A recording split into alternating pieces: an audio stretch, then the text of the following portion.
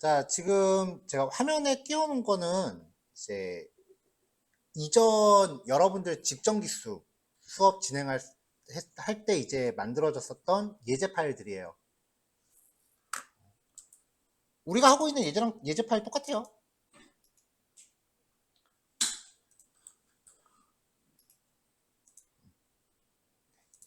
네. 이렇게 예제를 준비한 거예요. 그 직전기수 수업할 때는 제가 이 내용들을 PPT에다가 담았던 게 아니고 이런 식으로 그냥 A4지 형태로 이렇게 준비를 했었어요. 이거를 제가 부분 이제 스크린샷으로 쪼개갖고 이제 PPT에 넣은 거예요. 아무래도 이렇게 하면 빔 프로젝트로 보여주기 좀 불편하니까.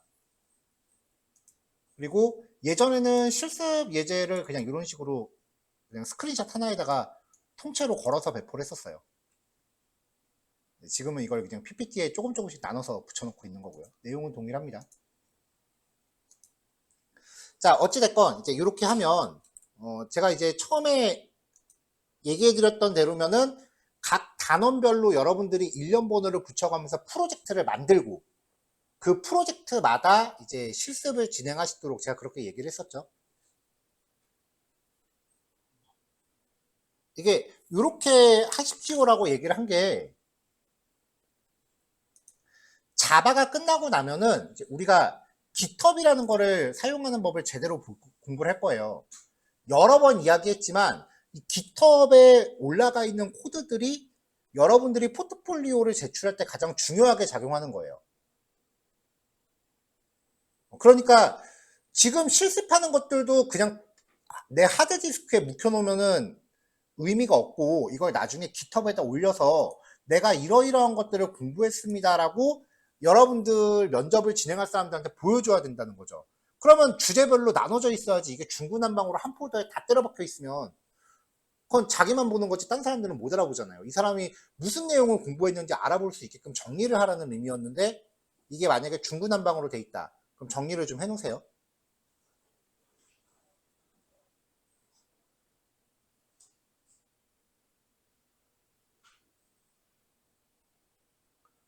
그래서 이런 식으로 들어오면은 아 얘가 어떤 내용을 어떤 순서로 공부했구나 바로 다 보이잖아요.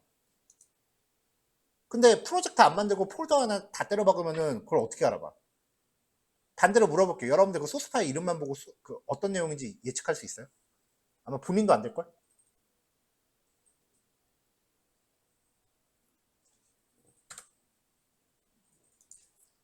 이 GitHub이라고 하는 게 어마무시하게 중요한 역할을 해요. 그래서 여기 딱 들어가면은 이제 내가 공부했던 내용이 이렇게 요약돼서 이렇게 나오게끔 이런 것들도 이제 나중에 정리를 해 놓으셔야 될 부분이에요.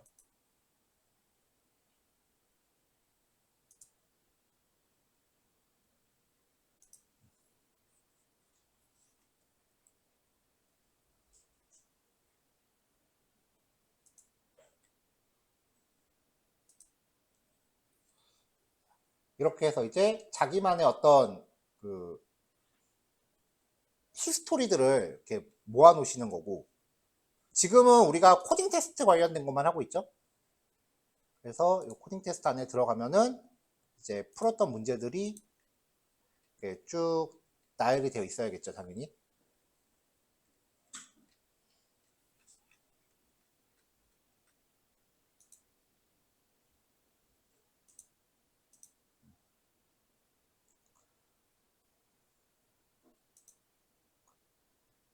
그래서 이제 수업이 최종적으로 마무리가 되면은 이제 요 안에 우리가 같이 공부했던 과목별로 이제 생길 거예요.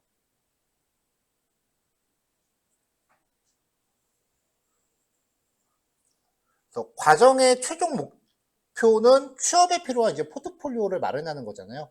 그러니까 제가 제안을 드리는 대로만 계속 따라오시면 자연스럽게 포트폴리오가 준비가 되는 그런 플로우를 지금 제시해드리고 있는 거예요. 만약에 요 플로우가 아니라고 하면 나중에 포트폴리오 그냥 각자 그냥 따로 준비하시면 되고요.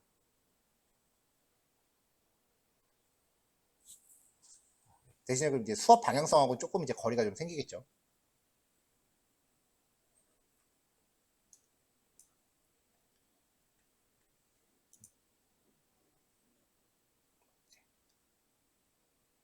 요거 이제 우리가 나중에 공부할 이제 리액트라고 하는 과목에 대한 샘플들이고요.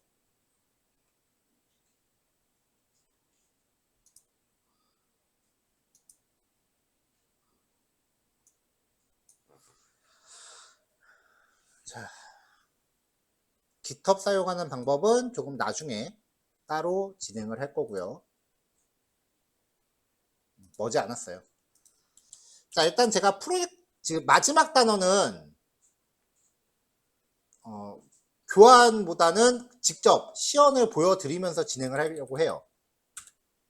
자, 그래서 제가 샘플 프로젝트를 하나 새로 만들게요.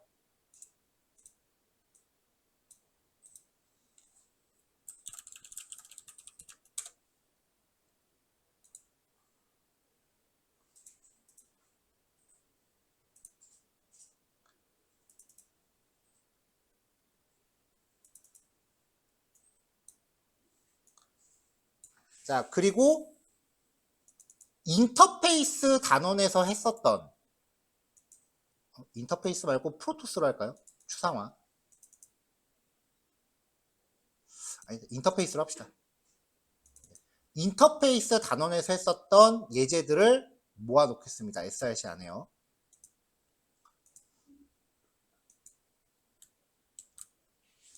자, 프로젝트 안에 이렇게 실습하셨던 것들 들어 있으시겠죠?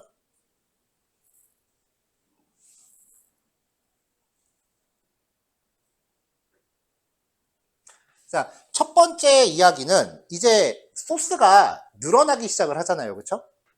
소스가 늘어나기 시작하면은 이제 이 안에서 내가 폴더로 분류하고 싶어져요. 그거를 자바에서는 패키지라고 부릅니다. 폴더로 분류하는 거를 아직까지 얘기를 안 하고 이제 얘기하는 이유는요. 자바는 패키지 만드는 것도 규칙이 있어요. 맘대로 만들면 안 돼, 이것도. 폴더 맘대로 만들면 스프링이 진행이 안 돼요. 그래서 그 규칙성을 이야기할 필요가 있어서 폴더는 아직까지 언급을 안 했던 거예요.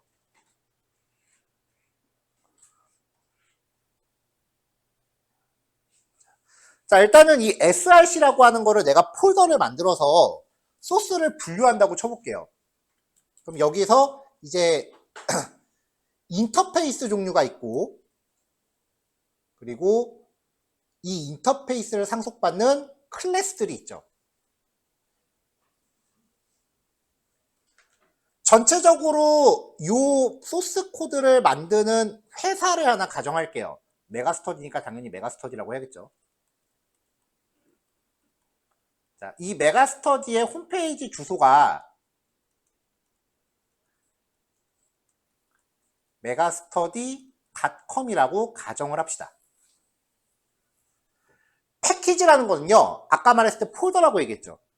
근데 좀 더 정확하게는 그 프로그램을 식별하기 위한 고유 식별자예요. 그래서 패키지 이름, 즉 폴더 이름은 다른 프로그램들하고 겹치면 안 됩니다. 다른 프로그램, 패키지가 중복되는 프로그램끼리는 같은 컴퓨터에 설치가 안 돼요. 자, 그러니까 내가 폴더를 만들 때 폴더 이름을 다른 프로그램하고 안 겹치게 해야 돼요. 자신 있어요? 없잖아. 내가 생각한 폴더 이름 옆 사람이 생각할 수 있을 거 아니에요. 그래서 일단 제일 만만한 게 홈페이지 이름이에요. 웹사이트 이름을 도메인이라고 하죠. 이 도메인은 전 세계에서 고유한 문자열이니까. 네이버닷컴이라는 주소가 전 세계 사이트가 두 개 존재하진 않을 거 아니에요. 그래서 패키지 이름의 자바에서 사용하는 관례는 사이트 도메인 이름 역순, 점 프로그램 이름으로 시작을 합니다. 그러니까 만약에 자바 샘플이라는 이름의 프로그램이다라고 하면은 이 프로그램이 들어가는 폴더 이름은 반드시 com.megastudy.java 샘플로 시작을 합니다. 이거 안 지키고 맘대로 만들면 진도 안 나간 상태에서 그냥 자기 맘대로 한 거예요, 솔직히. 그래서 여태까지 제가 아무 말씀 안 드렸어요. 왜냐면 나중에 고쳐야 되니까. 나중 진도를 먼저 얘기할 수는 없으니까 일단 놔뒀어요. 이제부터라도 이 체계에 맞게 갖춰 나가세요.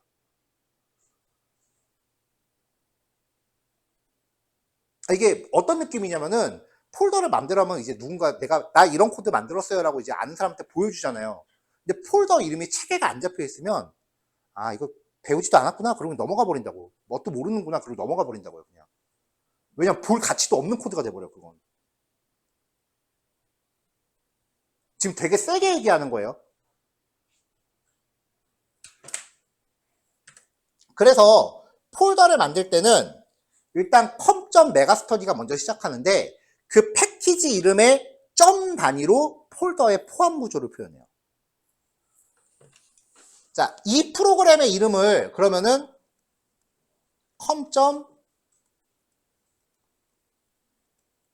com.megastudy.java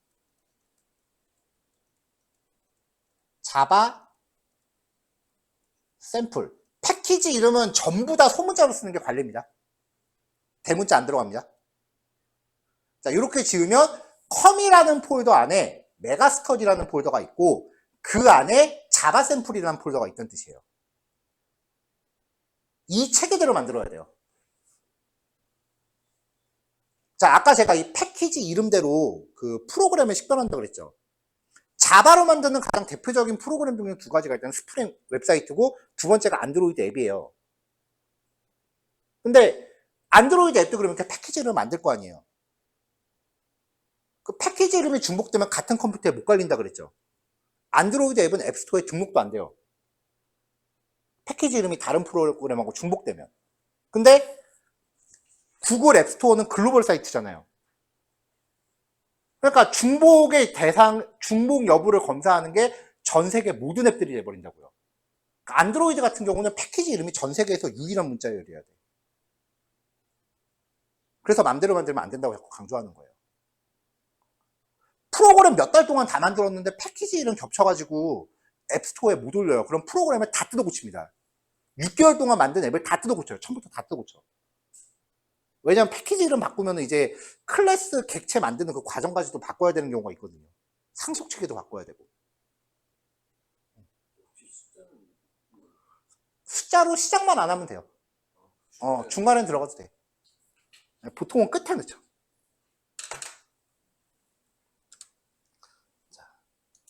그러니까 예를 들어서 우리가 코드 짤 때 import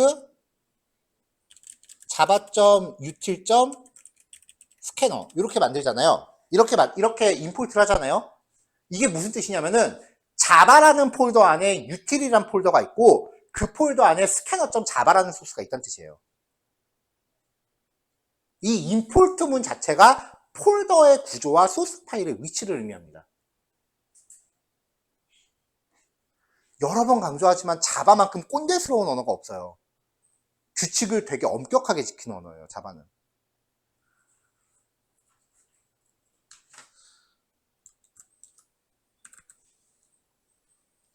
자, 그래서 이 인터페이스에 썼던 예제, 수업 예제 아닌 것들은 지울게요, 좀.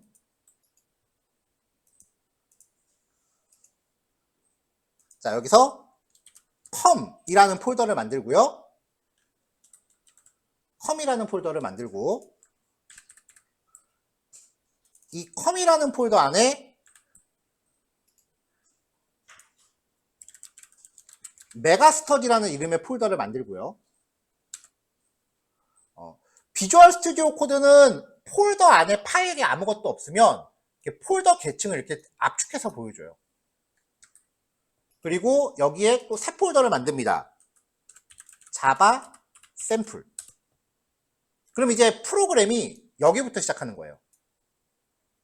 그래서 app.java가 요 위치에 들어간다라고 보시면 돼요. app.java가 지금 메인 클래스예요.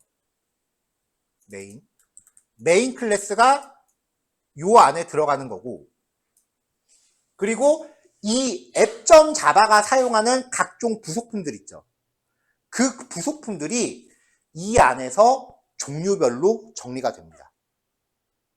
그것도 용도별로 이름이 다 있어요. 아까 뭐 DAO 패턴이라느니 MVC 패턴이라 뭐 그런 이름들이 있다 그랬죠. 나중에 이 안에 MVC가 모델 컨트롤러 뷰예요. 그러면 모델스라는 폴더, 컨트롤러스라는 폴더, 뷰스라는 폴더, 이런 식으로 폴더 이름이 규칙이 다 있어요. 왜냐면 폴더 이름만 딱 봤을 때 이 안에는 어떤 종류의 소스 코드들이 존재하겠구나라는 걸 누구나 유추할 수 있어야 돼. 자기만 하는 규칙은 의미가 없어요. 그건 개발자가 아니야. 그냥 혼자 코딩하는 취미생활이지.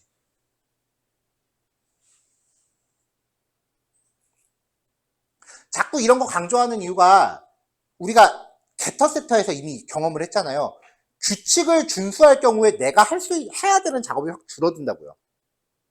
자동화 기능들이 지원이 되기 때문에. 왜냐면 모두가 다 규칙을 지킬 거라고 가정하고 있기 때문에. 근데 규칙을 안 지키면 남들 단축키 써서 자동화할 때 한 땀 한 땀 다 코딩해야 돼요. 선택은 여러분 몫이에요. 지키는 게 더 이득이겠죠.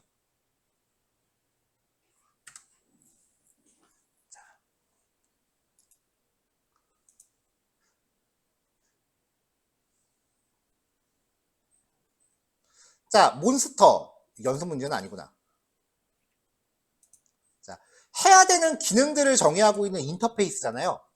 아직 우리가 객체지향 패턴을 들어간 게 아니니까 이 안에서는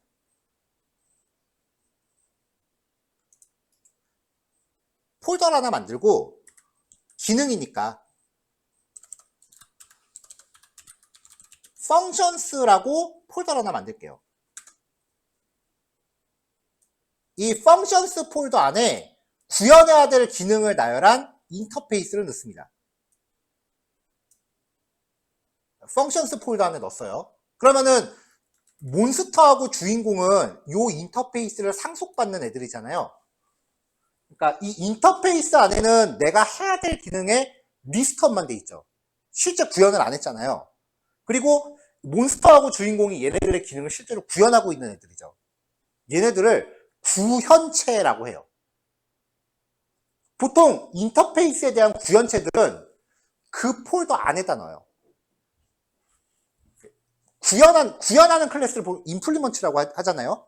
그래서 이 안에 폴더를 만들고 IMP에 대한 폴더를 만듭니다. 이 안에다 구현체를 넣어요. 이거는 누가 봐도 이 안에 있는 코드, 얘네들은 전부 인터페이스고 I로 시작하니까 안에 안 까봐도 인터페이스라는 거 바로 티 나잖아요. 그 다음에 IMPL 안에 있는 거니까 얘네들은 이거 상속받은 애들이구나. 폴더만으로 그냥 다 어떤 건지 감이 와야 돼요. 안에 까볼 필요 없이. 이거 뭐였지라고 내가 그 파일 열어봤다? 그럼 잘못 짜고 있는 거예요. 자바는 자기 주관이 들어갈 여지가 거의 없어요, 진짜로.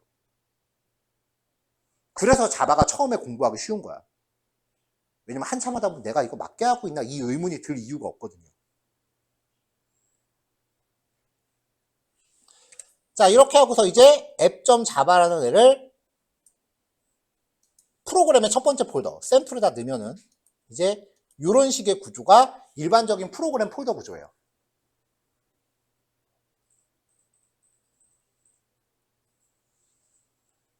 패키지라는 개념을 실무가 아니라 그냥 개념만 설명하면은 그냥 폴더 끝이야. 근데 이 폴더들도 만드는 규칙이 있다라는 게 중요한 거고요. 자, 그 다음에 이제 이렇게 어떤 폴더 안에 들어가게 되면은 자, 지금 app.java는 src 밑에 컴 밑에 메가스터디 밑에 자바 샘플이라는 폴더 안에 app.java가 있는 거죠.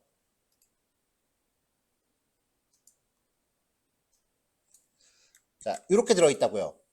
src 밑에 컴 밑에 메가스터디 밑에 자바 샘플이라는 폴더 안에 app.java가 있다고요. 그러면 자바 소스가 src에 다이렉트로 있는 게 아니고 src 하위 폴더에 들어가게 되면 소스 최상단에 내가 위치한 폴더를 명시해 줘야 됩니다.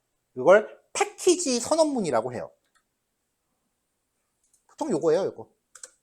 자, 패키지 com.megastudy.java 샘플. 요 말의 뜻은 지금 이 app.java라는 파일이 컴이라는 폴더 밑에 메가스터디라는 폴더 밑에 자바 샘플이라는 폴더 그 안에 존재하는 소스 파일이다 라는 걸 뜻해요.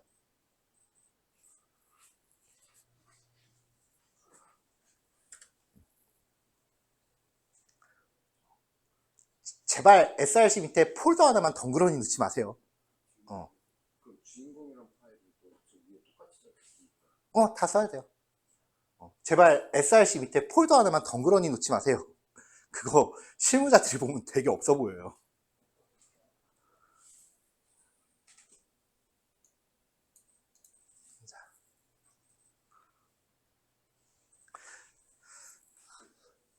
자, 비주얼 스튜디오 코드 상에서 파일을 이리저리 옮기면, 자, 앱.자바를 제가 펑션즈로 옮겨볼게요. 그럼 뭔가 물어봐요. 그러면 알아서 패키지 문이 바뀌어요. 비주얼 스튜디오 코드에서 파일을 이렇게 드래그해서 이동시키면 알아서 패키지 문이 바뀝니다. 그러니까 어차피 패키지라는 구문은 내가 뭐 직접 할 필요가 없는 거기 때문에 여태까지 굳이 설명을 안 한 거예요. IMPL 폴더 안에다가 내가 새로 파일을 만든다. hello.java라고 만든다. 라고 하면은 처음부터 시작할 때 패키지문을 달고 시작해요. 굳이 직접 작성할 필요가 없는 구문이에요. 근데 이 비주얼 스튜디오 코드가 완벽하지는 않거든요. 그러니까 막 이렇게 왔다 갔다 정리하다 보면은 가끔 패키지문이 안 들어가거나 아니면은 약간 틀리게 들어갈 때가 있어요. 그러니까 한 번 정도는 이 최상단 패키지 파일과 패키지 구문과 그 다음에 직접적으로 실제 파일이 위치하는 폴더 위치를 직접 한번 맞춰보세요. 거의 한 80% 정도는 자동으로 해주는데 한 20% 정도 틀릴 때가 있어요, 얘가. 뭐 공짜 프로그램이니까 그 정도는 그냥 봐주는 거죠. 뭐. 자, 그럼 이제 인터페이스들. 자, 인터페이스들도 패키지 com.megastudy.javasample.functions 여기도 com.megastudy.javasample.functions 이렇게 인터페이스가 들어가 있죠. 자, 그 다음에 이제 몬스터. 아, 여기 유닛이라는 클래스가 있었네. 유닛 클래스는 지워버렸는데 유닛 클래스도 넣어야겠네요.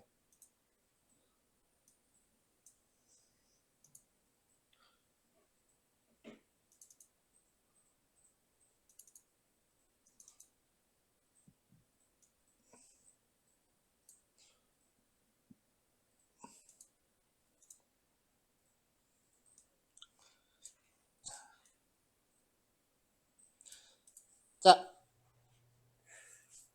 소스 파일이 객체를 만들 클래스 간의 객체를 생성할 수 있는 조건은 첫 번째, 같은 파일 안에 클래스를 같이 코딩해 놨을 때.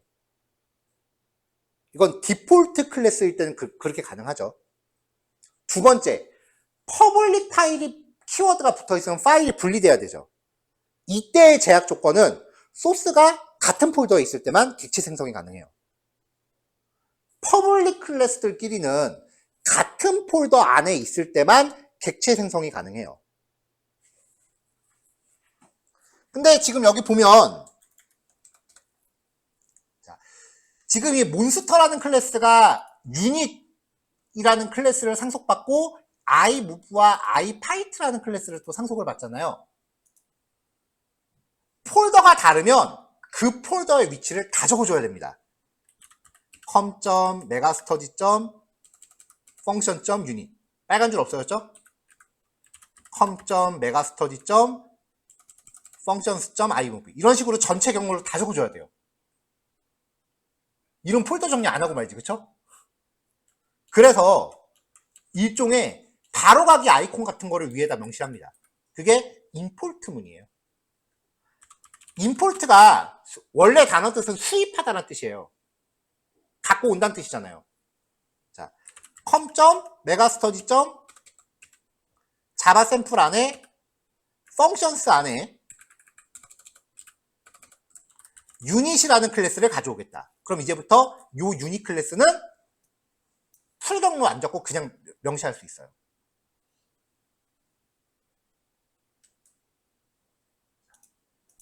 여기 안에 마지막 단어를 별표로 쓰는 경우가 있어요. 이 별표는 무슨 뜻이냐면은 com.megastudy.javasample.functions라는 폴더 안에 있는 모든 소스 파일을 다 가져오겠다요. 저는 이 구문 되게 싫어해요. 왜냐면 나는 지금 이 폴더 안에 하나, 둘, 세 개 파일만 쓰는데 만약에 이 폴더는 소스 파일이 한 500개 정도 있다고 쳐봐요. 그럼 쓰지도 않는 497개 소스를 가져와야 로딩을 해야 된다고요. 메모리 낭비하는 거지. 저는 이거 별표 쓰는 부분 되게 싫어합니다, 개인적으로.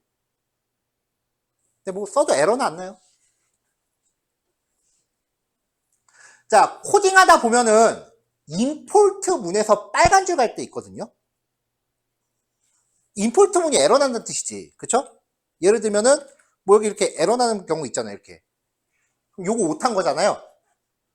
자, 임포트 문에서 빨간 줄 가면 고칠 생각 말고 무조건 지우세요. 임포트 문에서 빨간 줄 가면 고칠 생각 말고 무조건 지우세요.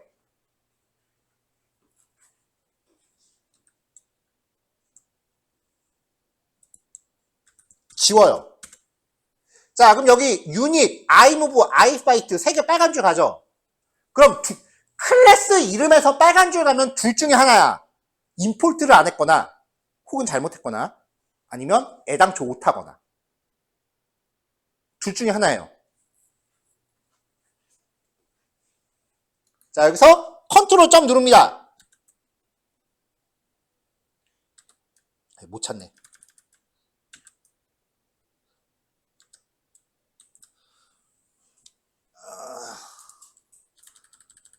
자, 잠깐 제가 리로드 좀 할게요.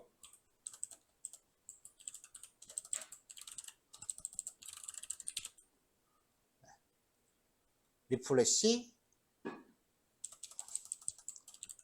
리로드, 창 다시 로드. 자, 그럼 여기 자바 액티베이팅이라고 해서 얘가 소스 코드를 분석을 해요. 리로드를 다르게 하는 방법은 그냥 껐다 키는 거예요.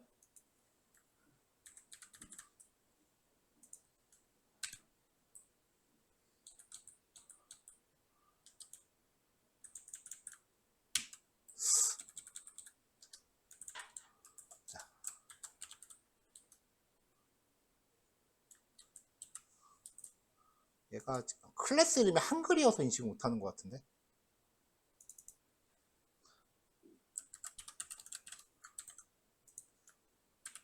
아이고. 자, 클래스 이름 한글로 바꿔볼게요. 그럼 파일, 소스 파일 이름도 몬스터.자바로 바꿔야겠죠? 그 클래스 이름에 컨트롤 점 눌러서 rename to file 몬스터.자바 수정하면은 파일 이름이 몬스터로 바뀌고 생성자도 고쳐줘야죠. 영어로 바꾸고 되려나?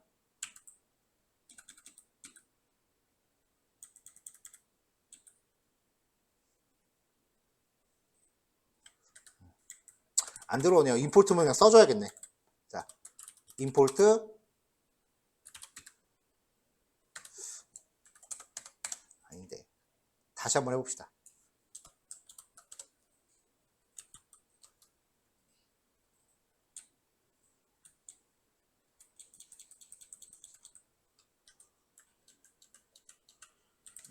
얘가 지금 이 소스 파일을 인식을 못하고 있거든요.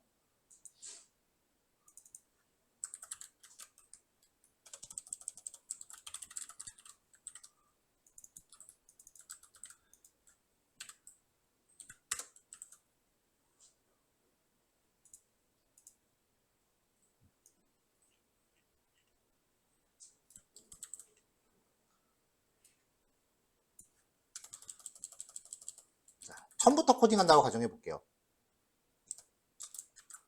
자, 몬스터라는 클래스를 만드는데 extends unit. 얘가 지금 이 코드를 unit.java에서 에러 나고 있나? 그러네요. unit.java 위에 패키지 구문이 없어요, 지금. 그러면 얘가 자기 위치를 지금 인식을 못하니까 여기서 문제가 생긴 거였네요. 패키지, 네. 이렇게 패키지 구문 제대로 선언했습니다. 다시 갈게요, 그러면. 이제 폴더 위치를 인지를 했으니까 될 것 같아요.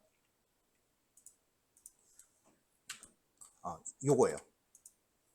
아까 제가 저 unit.java에 그 패키지 문을 안 넣어서 안 나왔던 거고요. 클래스 이름에 빨간 줄 가면 둘 중에 하나예요. 임포트가 안 됐거나 클래스 이름 못하거나. 그래서 컨트롤 점 눌러서 임포트문이 나오면 이거 선택하시면 위에 임포트문이 자동으로 들어가요. 임포트문 직접 코딩하는 거 아니에요. 뭐 나는 내 손가락 많이 움직여서 괜찮다라고 하시면 직접 코딩하셔도 되긴 하는데 나중에 관절염 와요, 손가락에. 이렇게 해서 추가하는 겁니다.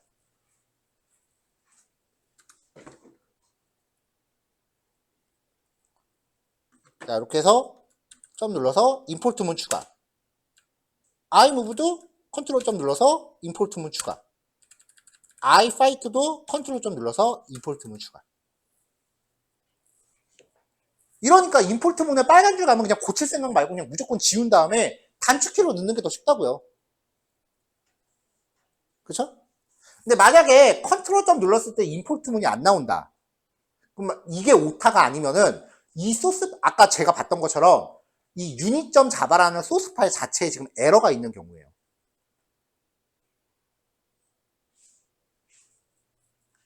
자, 이렇게 해서 이제 패키지와 임포트라는 구문이에요. 자, 여기서도 유닛 컨트롤 점 눌러서 임포트문 추가. 임포트문은 순서는 상관없습니다.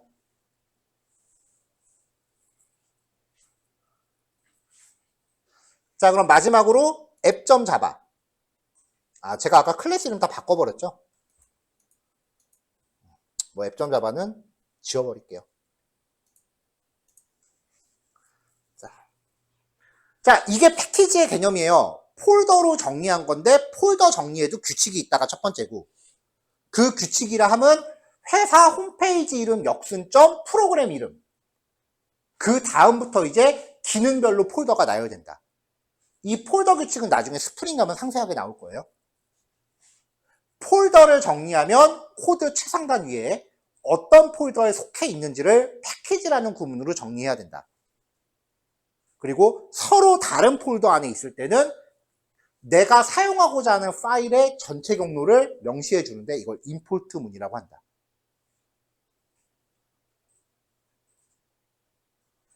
자, 여기까지 정리될까요? 오케이. 자, 요 뒤에 내용이 조금 더 있어서 오늘은 오전 마지막 교시까지는 좀 수업을 할게요. 잠깐 쉬었다가 다시 모입시다.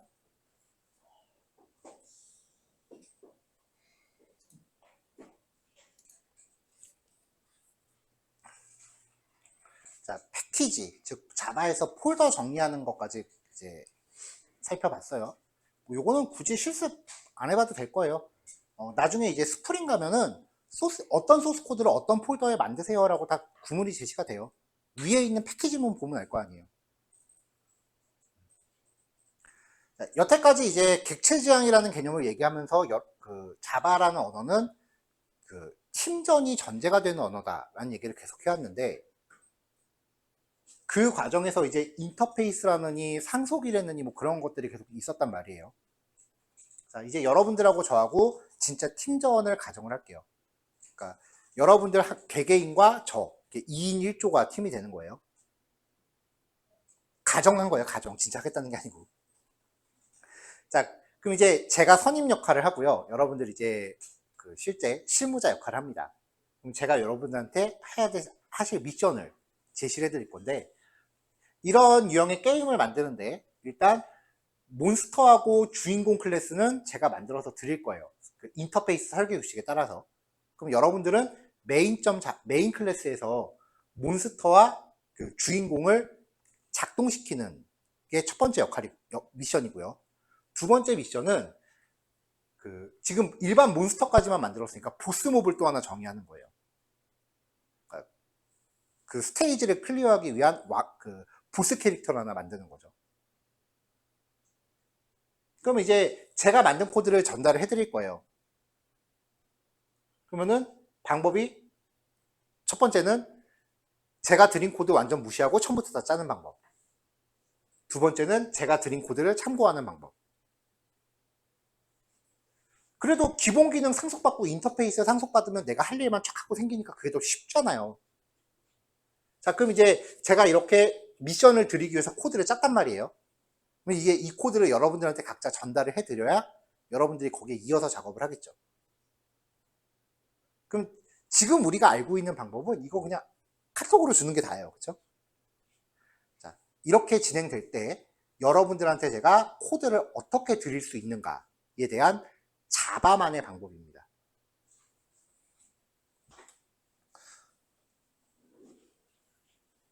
비주얼 스튜디오 코드에서요, 컨트롤 쉬프트 P를 누르고 명령 팔레트 부르는 거죠.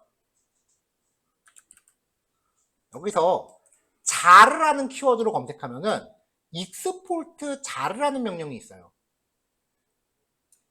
이게 뭐냐면 자르라고 하는 게 자바 전용 압축 파일이에요. 이렇게 하면 얘가 소스 코드를 압축을 해줍니다. 해볼게요. 자르, 익스포트 자르.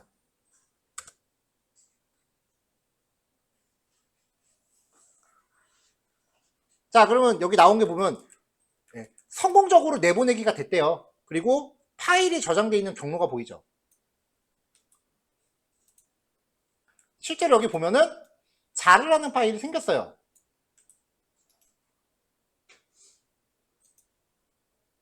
네. 그럼 여기 이렇게 파일이 만들어져 있잖아요. 제가 이거를 여러분들한테 카톡으로 드리는 거예요. 압축 파일로 열려요. 자, 그럼 컴이라는 폴더 밑에, 메가스터디 밑에, 자바 샘플 밑에, 펑션스 밑에 뭐 파일들이 이렇게 들어있죠. 근데 보면은 소스 파일이 아니고 자바 소스가 컴파일된 클래스만 전달됩니다. 소스는 주기 싫다 이거지. 내 노하우를 오픈하고 싶지 않다 이거지. 그럼 여러분들은 이 파일을 받아서 여기에 있는 기능만 쓰는 거예요. 소스를 열람할 수는 없어요. 애당초 소스를 안 주니까.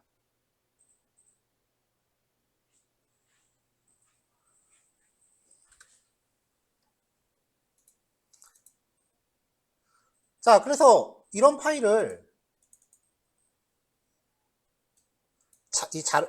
이게 카톡으로 가나? 그치, 안 가지. 왜냐면 자르라는 파일이 프로그램 파일이기 때문에 카톡으로 안 가요. 왜냐면은 보안 때 혹시라도 저기에 바이러스 들어있을까봐. 얘를 따로 압축을 한번 해야 될 것 같아요. 아, 확장자를 딴 걸로 바꿔야겠다. 그래도 안 갈 것 같은데. 아, 전송된다.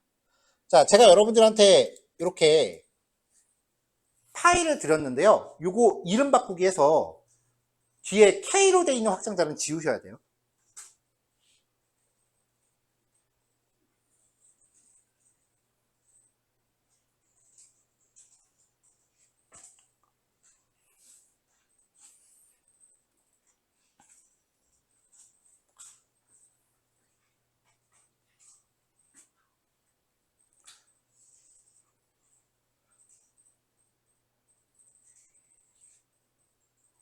자, 이런 식으로 컴파일된 클래스가 들어있는 압축 파일을 용어 외우세요. 라이브러리라고 합니다. 라이브러리. 도서관 할 때 그 라이브러리예요.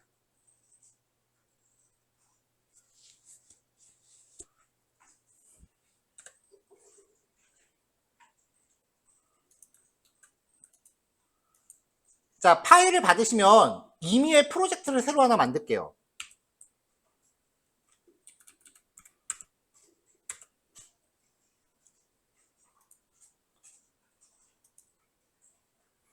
자, 넘버링은 여러분들이 각자 알아서 지정하시고요. 프로젝트 이름은 라이브러리 테스트입니다.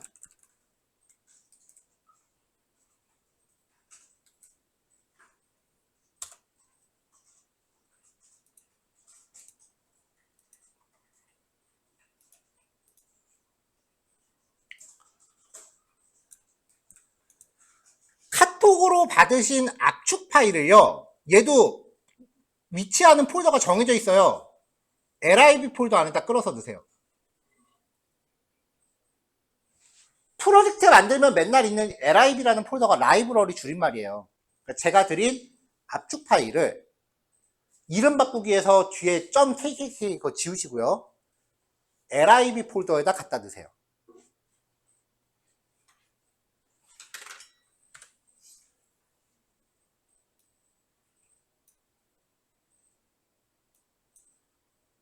자, 얘는 클릭해봐야 안 보여요. 그쵸?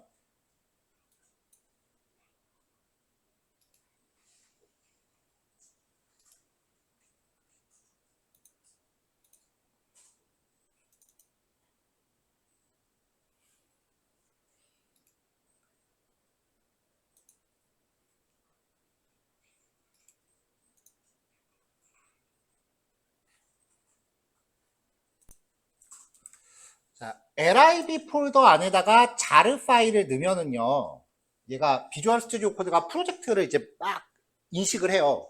그래서 시간이 조금 지나면은 밑에 보면 이제 자바 프로젝트라는 요 공간이 있거든요. 여기 열면은 내 프로젝트의 구조가 보이는데, 내가 이렇게 등록해 놓은 자르 파일을 레퍼런시드 라이브러리즈라고 불러요. 참조 라이브러리. 거기 확장하면은 내가 등록한 자르 파일이 있고요.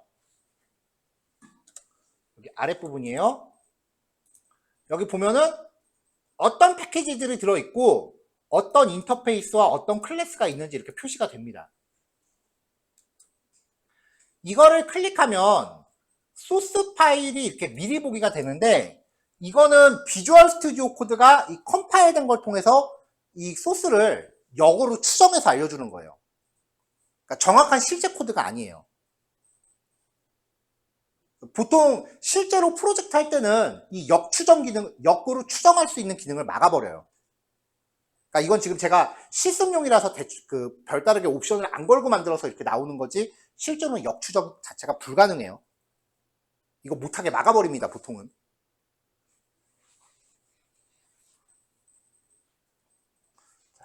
어쨌건 지금 우리한테 있는 거는 소스가 없다는 거죠. 그렇다 하더라도 나는 자, 몬스터라는 이름을 클릭하면은 라이브러리 안에 있는 클래스들을 인식을 합니다.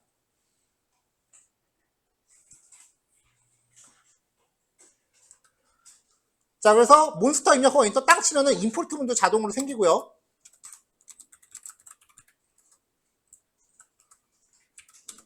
자, m 점 하면은 호출할 수 있는 기능들도 다 나오죠.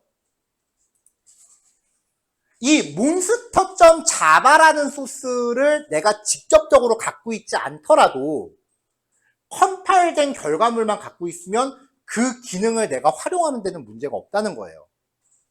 이게 자바의 협업 방식이에요. 자, 근데 여기서 어택이라는 메서드가 어택이라는 메서드를 호출했는데, 뭐 이름은 몬스터. 자, 이렇게 해서 호출했는데, 자, 몬스터가 0의 힘으로 주인공을 공격합니다 라고 지금 출력을 하죠. 자, 이 출력되는 이 기능을 제가 고치라고 지시를 했어요. 이거 메시지 영문으로 고치세요 라고 하면, 근데 지금 여러분들이 소스 안 갖고 있잖아. 상속해서 메서드 오버라이드 해야죠. 그래서 기능의 수정이라고 얘기하는 거예요. 소스를 여러분들이 안 갖고 있다니까, 애당초. 소스를 안 갖고 있는데 어떻게 고쳐요? 그러면 상속해갖고 내가 수정할 것만 오버라이드 해야 돼요. 그거밖에 애당초 방법이 없어. 여태까지 여러분들이 이 과정을 이해 못한 거는 지극히 학습용 수업만 했기 때문이야. 왜냐면 모든 소스 내가 다 갖고 있으니까 내가 고치면 되지, 뭐하러 저렇게 복잡하게 해야 돼. 실무 가면 그런 거 1도 없어요. 회사 핵심 소스 여러분들한테 보여주지도 않아요. 얘 어차피 1년만 다니고 퇴사할 텐데 핵심 코드 보여줄 것 같아? 안 보여줘. 기술 유출이라서. 딱 가서 저는 잠깐 다니고 말 거예요. 그렇게 얘기하는 순간 핵심 업무에서 배제된다니까. 맨날 이렇게밖에 일 못해요. 당연하지. 상식적으로 여러분들이 그만두는 거 여러분 자유예요. 그렇잖아요. 그러면 상대방 입장도 당연히 이해해야지. 어차피 조금이라고 나가는데 우리 회사 핵심 기술을 보여줄 이유가 없잖아. 그렇죠? 그러니까 취업하실 때 그 회사에 뼈를 묻을 필요는 없지만 적어도 금방 나갈 거라는 티는 내지 마세요. 한 가지 아마 면접 볼 때 그런 거 대놓고 물어보는 회사들 있거든요. 뭐 잠깐 다니다 나갈 거 아니냐 뭐 이런 식으로 물어봐요. 그게 대체로 어떤 경우에 물어보냐면은 이력서에 이전에 다녔던 회사들 나중에 쌓일 거 아니에요. 회사별로 재직 기간이 2년을 넘는 데가 한 군데도 없어. 그러면 이직을 되게 금방금방 하셨네요. 그럼 여기서 들어오면 금방 나가는 거 아니에요? 그렇게 물어봐요. 뭐라고 대답할래요? 누가 믿어? 이력서에 이미 그 전적이 있는데.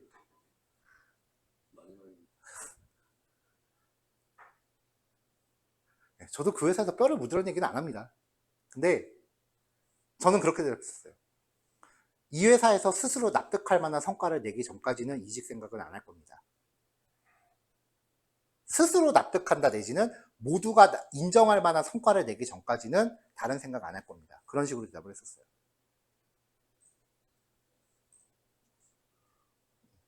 그건 그냥 하나의 팁이고, 그렇다고 진짜 뭐 뼈 묻으라는 얘기 아니니까 요령껏 하라는 얘기예요. 자, 그럼 제가 몬스터의 기능을 바꾸고 싶다. 그러면은 이제 클래스 마이 몬스터 익스텐즈 몬스터. 자, 부모가 생성자 갖고 있으니까 컨트롤 점 찍어서 생성자 추가해줘야 되고, 그 다음에 내가 고치고 싶은 기능들 오버라이드, 퍼블릭 보이드, 어택.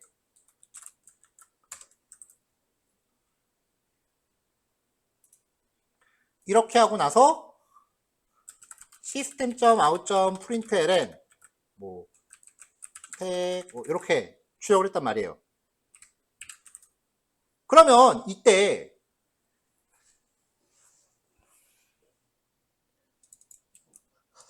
선언과 할당을 바꿔버리면, 자, 지금 클래스 하나 만들어 갖고 지금 몇 번 고쳤어요? 2번 고쳤죠. 근데 굳이 이렇게 할 필요 있어? 상속받으면 부모로 선언하고 자식으로 할당해도 되잖아요. 그러니까 2번 고치는 게 아니라 여기 한 번만 고쳐도 코드 작동하잖아요. 그쵸? 2번 고칠래요? 한 번 고칠래요? 당연히 적게 하고 싶지. 그러니까 선언을 부모로 하고 할당 자식으로 하라는 거야. 이렇게 하면은 미션도 훌륭히 수행하고 사수가 만들어준 기능도 수정을 하죠. 이게 상속이에요.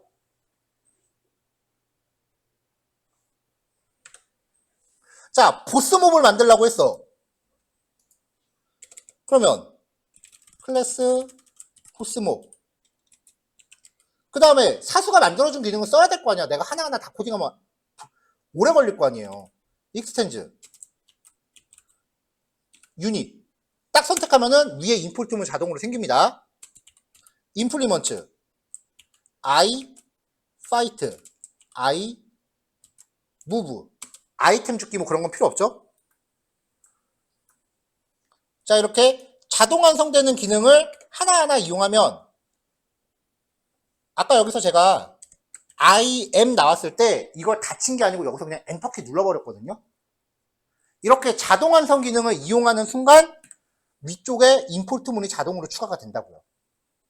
한 땀 한 땀 다 작성하면 이것도 작성해야 돼요. 뭐 그건 어떤 방식으로 하건 상관없어요. 결과물만 똑같으면 되니까. 자, 그럼 상속받았으니까 보스몹 컨트롤 점 찍었더니 생성자 추가하래네. 오케이, 생성자 추가. 아직도 안 없어졌어. 컨트롤 점 눌렀더니 add on implemented 메소드 있네. 아, 이게 내 선임이 나한테 시킨 업무였구나. 이렇게 되는 거죠. 이게 자바예요. 그래서 자바는 애당초 혼자 공부하면 제대로 공부를 못해요.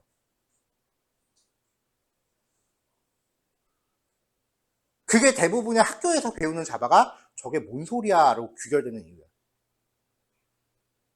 왜냐면 학교 수업은 실무를 전제하고 수업하지 않기 때문에.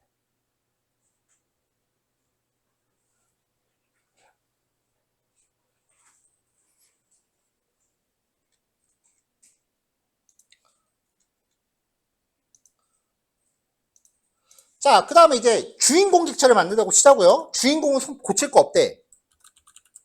자, 주인공 클래스로 자, 이렇게 만들었어요. 그러면은 이 주인공 클래스의 소스를 지금 우리가 안 갖고 있잖아요. 그쵸? 그럼 이거를 활용하래. 그러면 일단 우리가 알아야 되는 정보가 있어요. 첫 번째, 과연 이 클래스에는 어떤 메서드들이 있는가? 그걸 알아야 될 거 아니에요. 두 번째, 각각의 메서드는 어떤 파라미터를 전달해야 되는가? 안에 소스는 우리가 볼 방법이 없어요. 소스는 궁금해하지도 마. 마지막 세 번째, 각각의 메서드는 어떤 리턴 값을 주는가?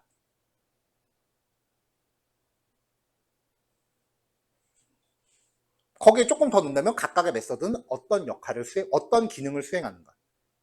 우리가 맨 처음에 system.out.println이라는 기능을 볼 때 괄호 안에 출력하고 싶은 내용 넣어주면은 얘가 그 내용을 출력해 준다. 리턴 값은 있다 없다?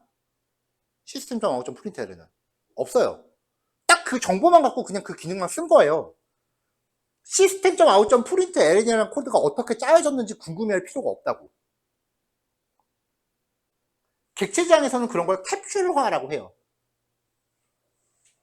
캡슐화량 먹을 때 안에 있는 알갱이들 있잖아요.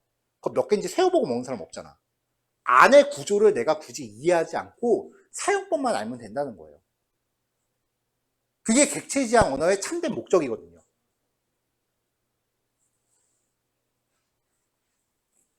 그러면 m차.뭐 디펜스 뭐 이런 메서드가 있다. 아, 이게 무슨 기능을 하는구나를 사전에 알면 된다는 거죠.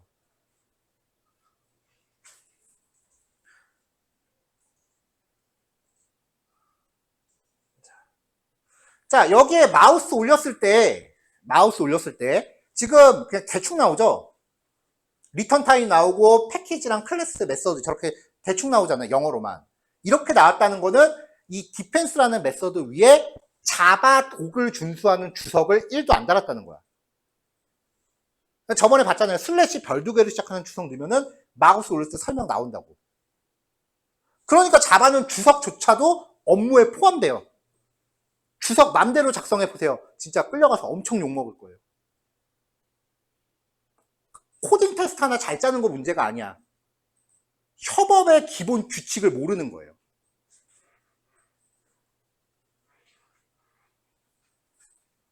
자, 그래서 요약하면 지금까지 우리가 배웠었던 모든 과정은 이러한 라이브러리들을 제작하는 방법론이었습니다. 지금까지 우리가 배웠던 모든 내용이 이 파일 안에 다 들어있는 거죠.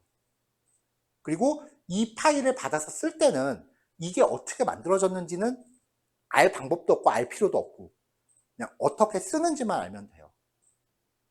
그 대표적인 사례가 system.out.println. 자, 얘기 마무리 단계로 갈게요. 자바 프로젝트를 생성하면 JRE 시스템 라이브러리라고 하는 섹션이 있어요. 여기를 열어보면은 자바 프로젝트를 생성했을 때 자바라는 언어가 여러분들한테 제공하는 수많은 라이브러리들이 다 들어있습니다.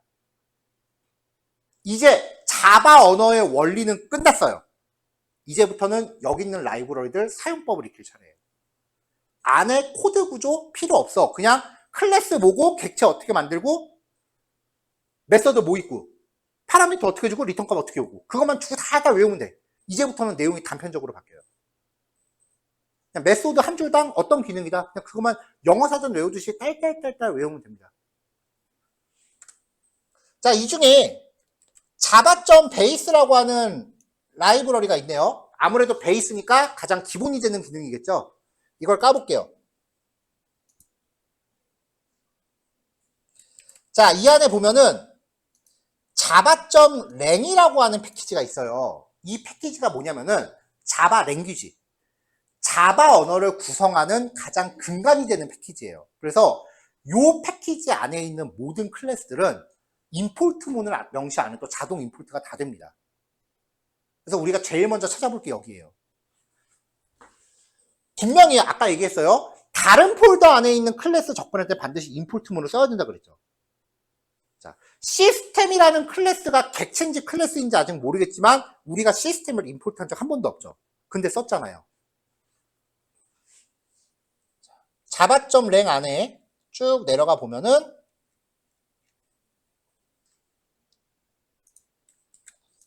시스템이라는 클래스가 존재합니다. 보면은 자, 얘네들 보면 주석 어마무시하게 달아놨죠. 우리가 마우스 올렸을 때 나오는 설명거리들이 다 이거예요.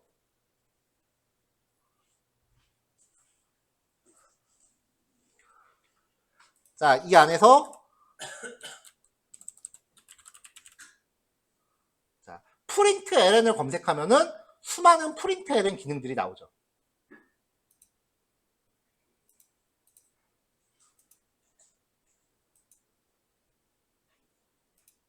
자, 그럼 이제 이 패키지 안에 어떤 클래스들이 있고 어떤 클래스마다 어떤 메서드를 포함하고 있는지를 우리가 사전에 알아야 되는데,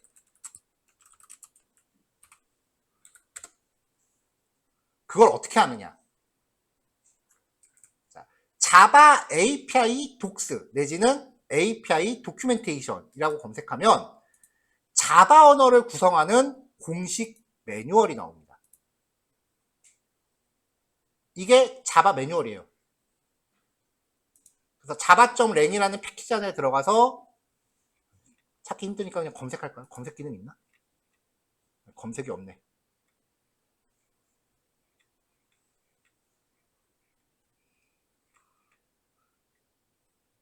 그러면 다시 java.lang 안에 시스템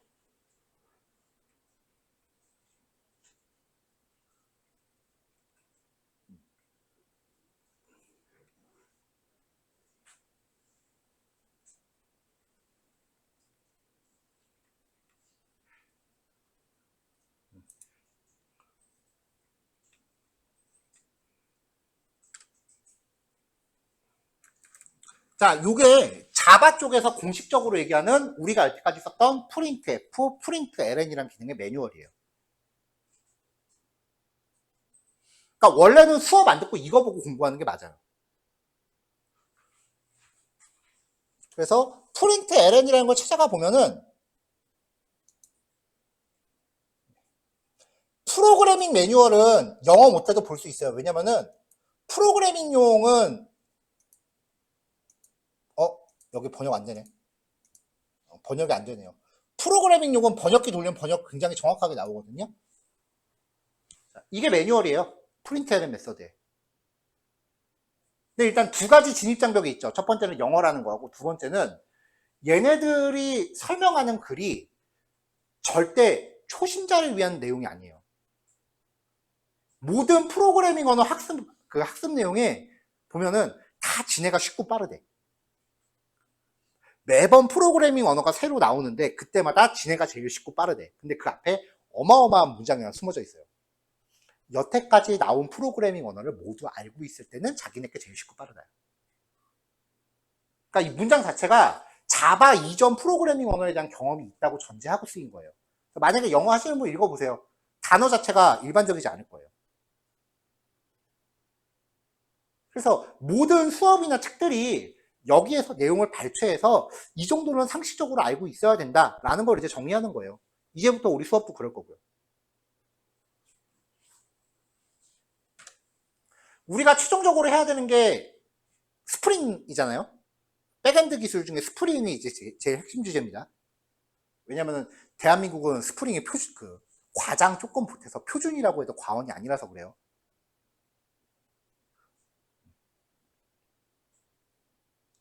근데 오라클이 원래 자바라는 기술 안에 세 가지 카테고리가 있었어요. 첫 번째는 자바 SE, 스탠다드 에디션. 그 다음에 자바 ME, 마이크로 에디션, 모바일용. 마지막으로 자바 EE, 엔터프라이즈 에디션. 근데 스탠다드 에디션은 PC용이니까 당연히 아직까지 계속 유지가 되고 있고요.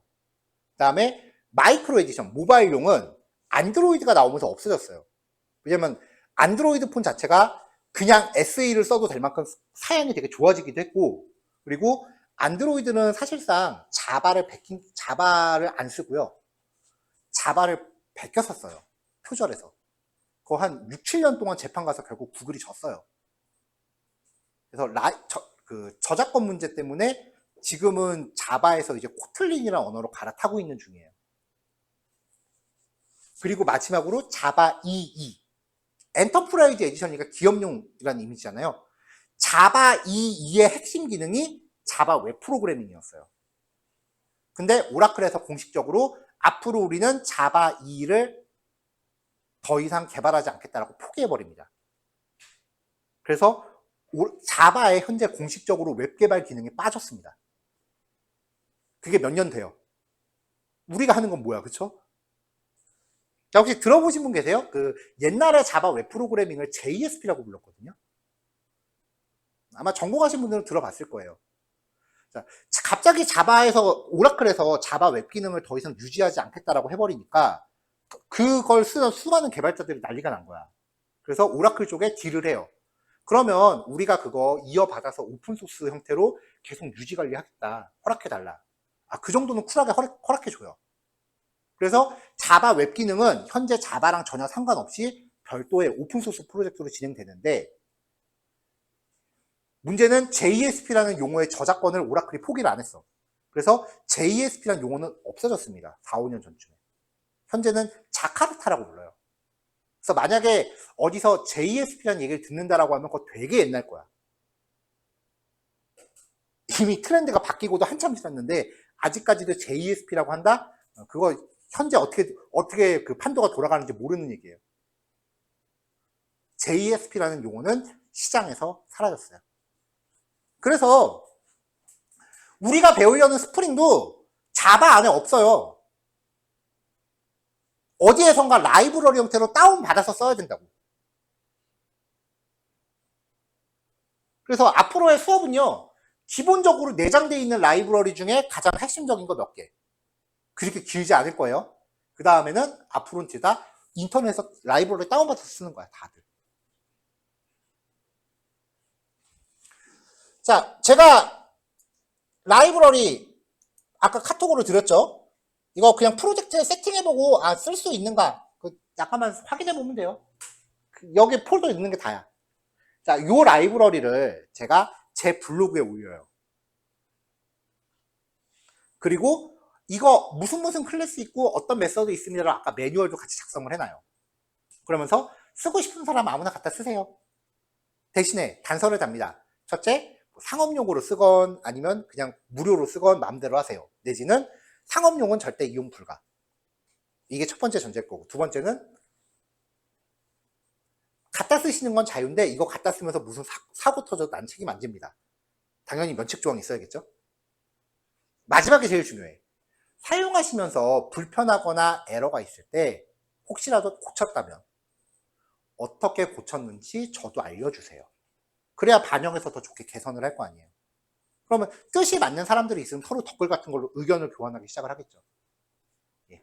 그렇게 커뮤니티를 구성하면서 배포되는 형태를 오픈소스라고 해요. 모든 프로그래밍 언어는 그런 식으로 배포되는 오픈소스 라이브러리들이 수백만 개가 있습니다.